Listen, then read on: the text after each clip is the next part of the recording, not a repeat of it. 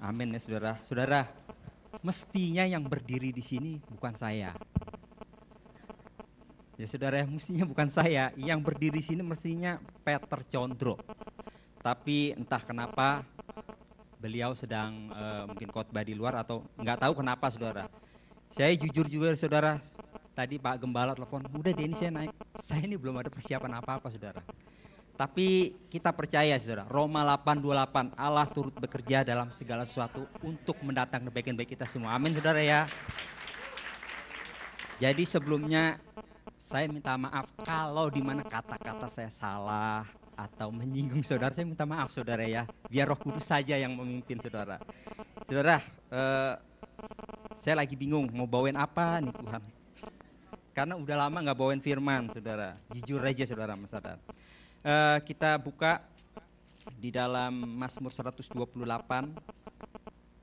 Kalau di mana 2 bulan lalu Pak Niko sudah katakan kita itu harus unity. Amin saudara. Unity di gereja kita juga sering diwartakan spirit of unity. Nah dalam hal ini Pak Marco itu paling berkobar-kobar gitu ya, spirit of unity. Tapi pada pagi ini saya mau coba bawakan untuk dibawa spirit of unity ini tentang kesatuan. Saudara silahkan buka di dalam Mazmur 128. Mazmur pasal 128. Kita mau belajar, ya bukan belajar, paling tidak mengingat dimulai dari mana unity ini saudara. Kalau di gereja mungkin kalau saudara melihat para pengerja, saya pelayan-pelayan Tuhan bisa unity hanya 2 jam, 4 jam. Tapi unity yang sebenarnya kita mau lihat saudara. Pertama kita lihat unity yang paling terpenting adalah dalam rumah tangga kita. Amin saudara ya. Karena kalau kita melihat Tuhan Yesus pertama kali mengadakan mujizat pun di rumah tangga. Waktu penciptaan pertama manusia bumi ini diciptakan pun dimulai di rumah tangga. Adam lalu Hawa ya saudara ya. Tapi untuk kita hari-hari ini, untuk kita masuk ke tahun ke depan, firman Tuhan katakan hari-hari ini semakin hari yang sulit saudara. Kalau saudara baca di dalam Timotius itu katakan akan tiba masa-masa yang sukar. Sukar, saya percaya di situ dalam konteks bahasa Indonesia dikatakan masa-masa yang sukar. Bukan hanya untuk orang dunia, tapi orang Kristen pun akan mengalami masa-masa yang sukar. Untuk pengikut-pengikut akan mengalami masa-masa. Tapi bagaimana caranya untuk kita melewati masa-masa yang sukar itu? Yuk saudara, kita baca sama-sama di dalam Mazmur 128. Kita baca mulai ayat pertama saudara ya. Sudah dapat semua saudara? Kita baca bersama-sama. Kita baca perikopnya. 1, 2, 3. Berkat atas rumah tangga. Nyanyian ziarah. Berbahagialah setiap orang yang takut, yang hidup menurut jalan yang ditunjukkannya. Apabila engkau memakan hasil jerih payah tanganmu, berbahagialah engkau dan baiklah keadaanmu. Istrimu akan menjadi seperti pohon anggur yang subur di dalam rumahmu. Sekeliling mejamu, sesungguhnya demikianlah akan diberkati orang laki-laki yang takut akan Tuhan. Kiranya Tuhan memberkati engkau dari Sion, supaya engkau melihat kebahagiaan Yerusalem seumur hidupmu dan melihat anak-anak dari anak-anakmu. Damai sejahtera atas Israel. Amin saudara. Dikatakan di sini berbahagialah setiap orang yang takut akan Tuhan, yang hidup menurut jalan yang ditunjukkannya. Saya percaya di sini semua kita takut akan Tuhan. Amin. Kemarin waktu saya pergi ke salah satu customer saya, dia orang Kristen saudara, dia katakan begini saudara. Sekarang ini orang Kristen sama orang yang non Kristen itu gak ada bedanya. Dia bilang begitu. Apa yang dialami? Orang Kristen ini sekarang ini banyak seperti hidup munafik saudara. Ngakunya Tuhan tetapi perilakunya perkataannya, cara berpikirnya itu jauh, saudara. Jauh dari apa yang Tuhan inginkan. Beliau berkatakan seperti itu, ya, teman. Lalu saya pikir-pikir, ya benar juga, saudara. Seringkali akhir-akhir ini, saudara, itu banyak masalah, saudara.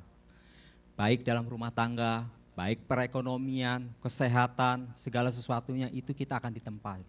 Kita percaya hari-hari ini, terlebih kalau kita mengingat kalau tanggal 25 kemarin kita akan sudah merayakan Natal.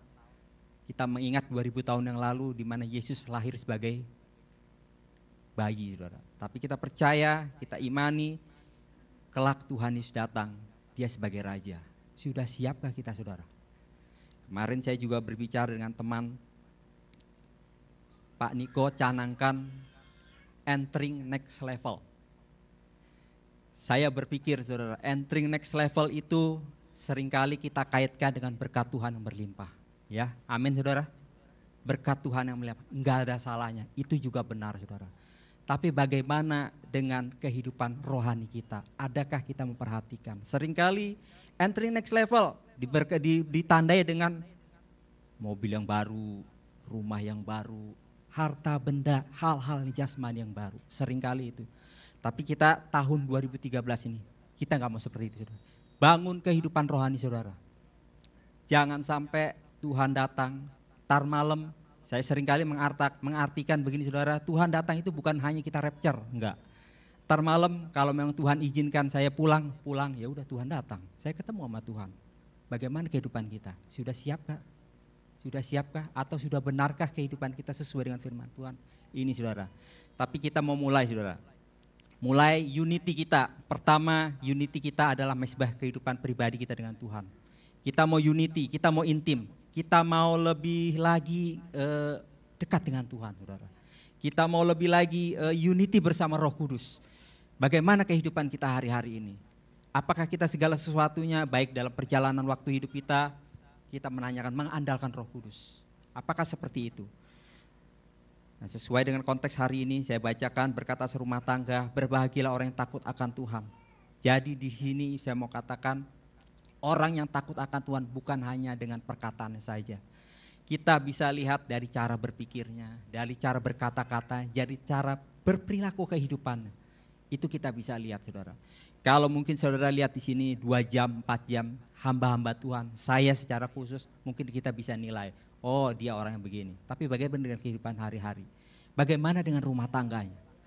Nah, di sini dikatakan berkat atas rumah tangga itu dimulai setiap orang kita harus takut akan Tuhan. Dalam rumah tangga kita, kalau saudara baca pada ayatnya 4, sesungguhnya demikianlah akan diberkati orang laki-laki yang takut akan Tuhan. Seorang laki-laki yang takut akan Tuhan.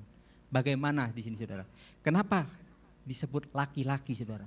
Karena memang dia adalah kepala rumah tangga. Kita tahu, saudara, kepala rumah tangga itu memegang peranan penting, saudara. Peranan penting, ia akan membawa keluarganya lebih dekat kepada Tuhan, menuntun, lebih berperilaku seperti apa yang Tuhan kehendaki, atau keegoan kita yang tumbuh. Ini kita boleh belajar, saudara, kita belajar. Yuk, saya dalam hal ini tidak menghakimi, tapi kita melihat ke belakang bagaimana cara kita hidup sebagai kepala rumah tangga. Saya sendiri, saudara, sering bukan berarti saya orang sempurna juga, tapi saya coba untuk berperilaku apa yang Tuhan inginkan. Sebagai kepala rumah tangga, memimpin terutama secara kerohanian, saudara. Seringkali kita melihat apa yang kita lihat, yang seperti saya katakan, melihat hal-hal jasmani. Oh dia begini, oh dia memiliki ini, tapi bagaimana dengan kehidupan rohani? Ada nggak dia bertumbuh? Adakah dia menjadi berkat bagi istri, bagi anak-anaknya, bagi seluruh keluarga besarnya? Ini, saudara, ini yang perlu kita cermati. Karena Tuhan sangat rindu, Tuhan. Saudara, kita menjadi berkat. Amin. Kita menjadi berkat. Jadi di sini katakan, berbahagialah setiap orang yang takut akan Tuhan, yang hidup menurut jalan yang ditunjukkannya. Jalan yang ditunjukkannya. Kalau ini berbicara jalan yang ditunjukkannya, paling enggak saya mengingat Firman di dalam Mazmur katakan firman itu pelita bagi kakiku, terang bagi jalan. Kalau pelita, saudara, saya andaikan pelita, dia enggak menerangi seluruh ruangan ini, enggak. Paling enggak dia jarak semeter atau 2 meter pelita. Jadi dengan kata lain, tiap-tiap hari kita minta tuntunan Roh Kudus. Amin, saudara.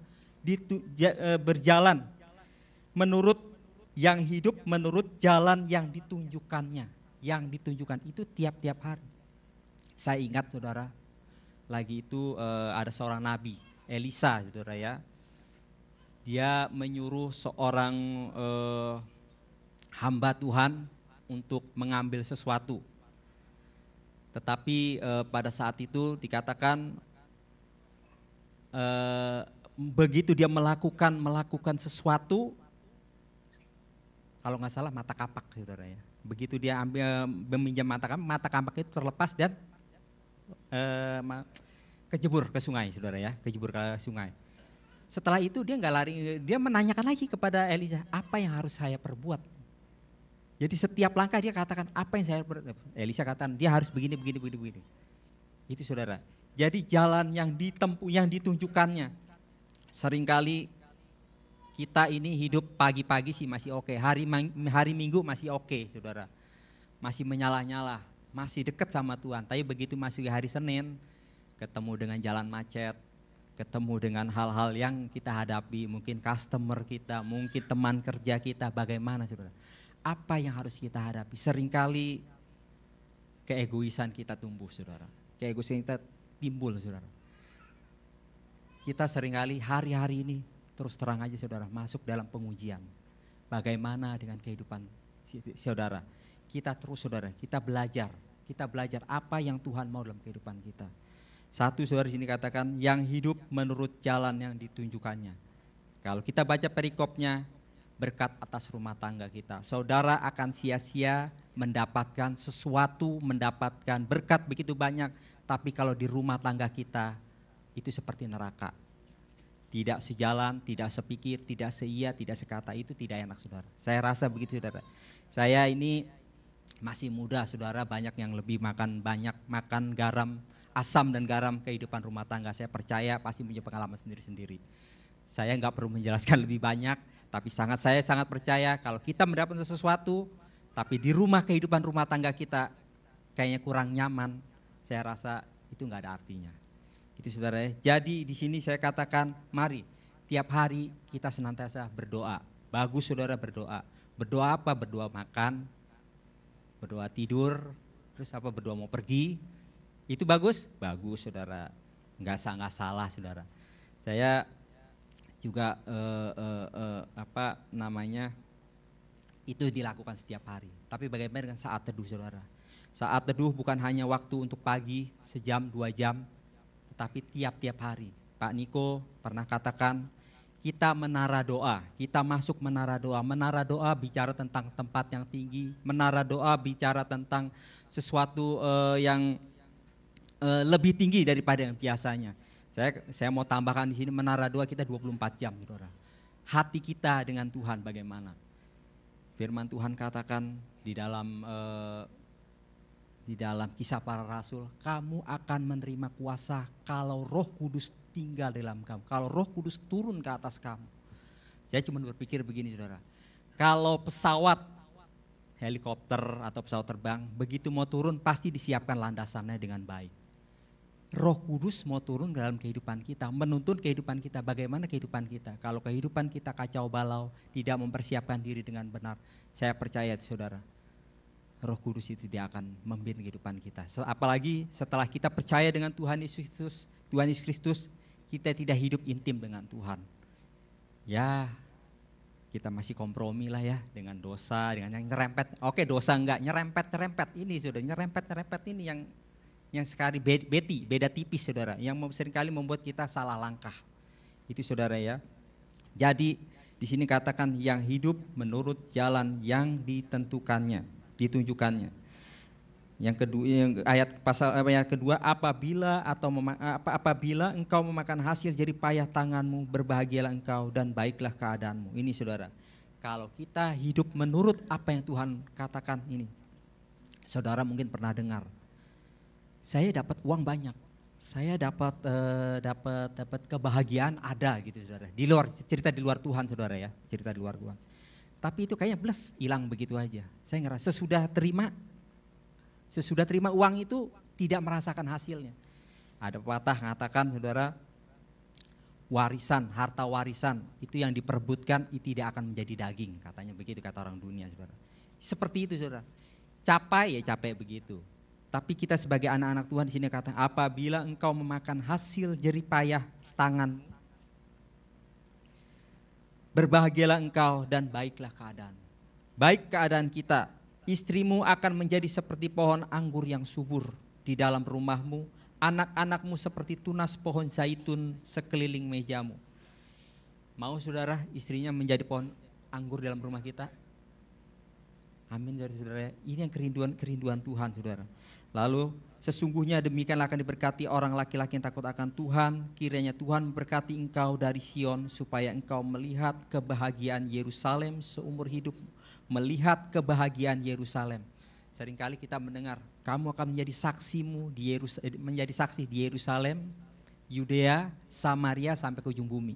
Yerusalem seringkali diartikan yaitu rumah tangga sendiri. Ini yang Tuhan mau saudara. Sebelum kita menjadi berkat di tempat lain, jadi berkat dulu di rumah tangga kita. Jadi berkat dulu di rumah tangga kita saudara. Dan melihat dari anak-anakmu, melihat cucu saudara, damai sejahtera atas Israel. Damai sejahtera atas kehidupan kita. Ini saudara, mari saudara kita mungkin hari-hari ini ada kurang suka dengan istri kita, mungkin dengan suami kita, mungkin dengan anak-anak kita. Terus terang saudara, saya juga mempunyai anak satu yang masih kurang lebih 7-8 tahun. Kadang-kala kalau dikasih tahu juga suka ngelawan saudara. Baru 8 tahun saudara, 8. Kadang-kadang jujur sebagai manusia kesel juga, tapi ya kita belajar saudara, kita belajar untuk senantiasa mendoakan, biar dia boleh menjadi berkat saudara, dia boleh menjadi berkat. Begitu juga dengan istri kita saudara, ia akan menjadi penopang doa dalam kehidupan keluarga kita. Kemarin saya berbincang-bincang dengan teman pelayanan saya yang dulu saudara, dia katakan, Dennis, memang pada saat ini istri saya tidak ikut melayani dengan saya saudara, tidak ikut sama-sama pelayanan, karena dia mempunyai satu prinsip sendiri, ya udah saya tidak memaksakan. Dia katakan, Dennis, seorang laki-laki itu potensi terbesarnya itu memang dia miliki, tapi untuk mengembangkannya itu kuncinya ada di istri. Dia katakan, kalau istrinya itu bisa mendorong dengan benar sesuai firman Tuhan, mendorong dengan baik, itu suaminya akan berkembang dengan baik, baik dalam usaha, baik dalam pelayanan, baik dalam apapun juga, saudara. Itu dia katakan seperti itu, karena dia rasakan apa yang dia katakan, dia rasakan sendiri, saudara. Dia rasakan sendiri. Jadi kalau seumpamanya seorang istri itu kurang mendukung, saudara, mendukung dalam pekerjaan, dalam segala sesuatu, itu suaminya kayak ditahan. Dia katakan seperti itu. Hamba Tuhan ini mengatakan seperti itu. Nah, tapi kita mau saudara, tahun 2013 saya juga sering mendengar dari Pak Hendra, tahun 2012 tahun multiplikasi dan promosi. Dennis, kamu udah ngalamin belum seperti itu? Pak Hendra pernah nanya gitu, sudah alami. Memang secara jasmani atau secara materi saya katakan belum. Tapi secara rohani saya katakan sudah. Karena tidak seharusnya kekristenan itu dikaitkan dengan hal-hal yang jasmani. Saudara ya, jangan membuat standar saudara. Jadi kalau dia berkenan kepada Tuhan, oh hartanya banyak. Kalau dia berkenan kepada Tuhan, oh rumahnya banyak. Enggak selalu saudara, enggak selalu. Yang terpenting adalah bagaimana cara dia hidup. Seperti Yesus hidup atau tidak. Yesus kaya saudara, amin. Tapi dia kaya, dia memperhatikan orang-orang susah, dia memperhatikan sekelilingnya. Jadi jangan membuat standar seperti itu. Kalau mungkin saudara membuat standar seperti itu, yuk kita rubah. Memang dia katakan di dalam Yohanes, aku datang untuk memberikan hidup secara berkelimpahan. Iblis datang untuk mencuri, membunuh dan pencuri datang untuk membunuh, mencuri dan membinasakan. Hidup secara berkelimpahan itu berarti bukan hanya pun melulu hal-hal jasmani. Bukan hal-hal yang materi, saudara, materi. Sebab saat-saat ini seringkali dikatakan hidupnya kayaknya pelayanan, diberkati Tuhan, tapi kok nggak diberkati ya secara materi, saudara. Itu tidak, bukan berarti itu salah, tetapi kita benarkan. Mungkin saudara bisa aja itu benar, bisa aja. Orang yang diberkati Tuhan selalu, tapi tidak selalu, tidak mutlak, saudara.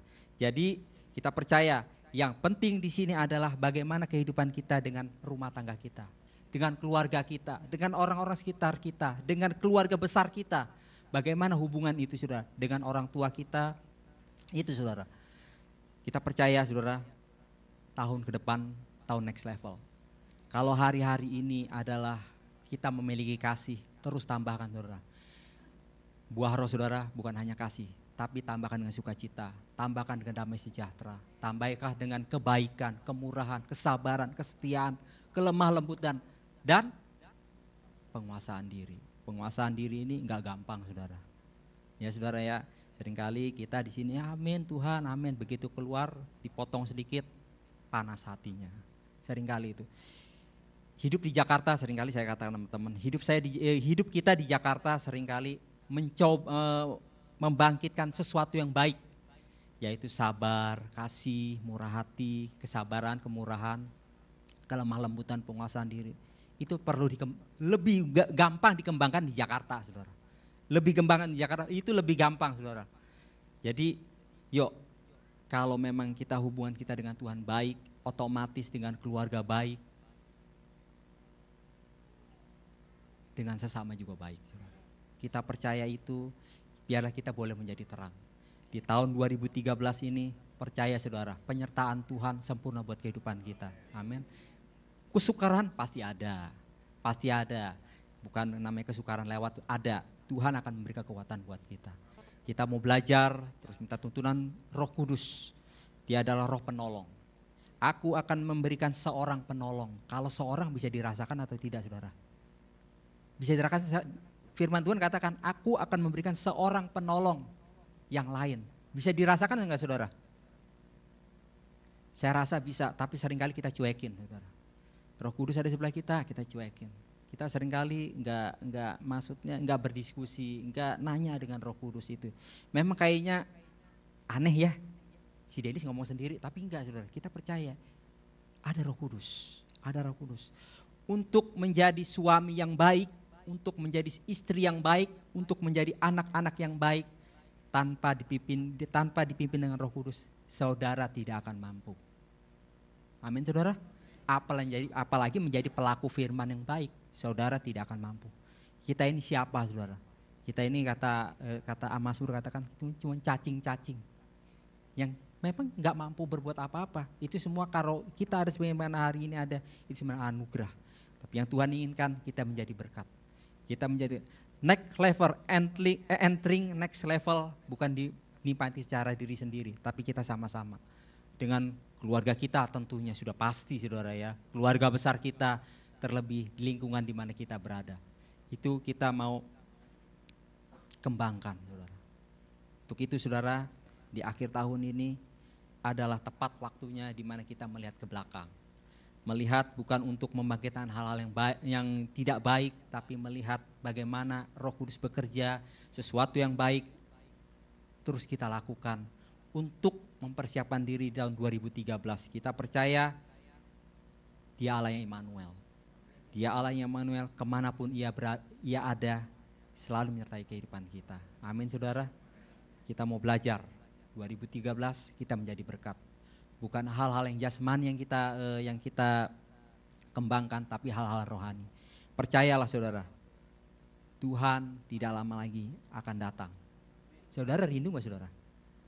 Beberapa hari yang lalu saya berpikir, seringkali kalau seumpamanya saya pergi jalan-jalan dengan anak, mungkin keluar kota atau mungkin kemana gitu, saudara, rindu mau pulang ke rumah, seenak-enaknya di tempat wisata, saudara, tempat-tempat yang dimana kita bukan tiap-tiap hari tinggal, seenak-enaknya lebih enak di rumah. Amin saudara. Bagaimana kalau saudara dipanggil Tuhan pulang? Kalau saudara sendiri gak betah. Aduh Tuhan masih enakan di bumi Tuhan. Sedih Tuhan saudara. Tuhan sangat sedih.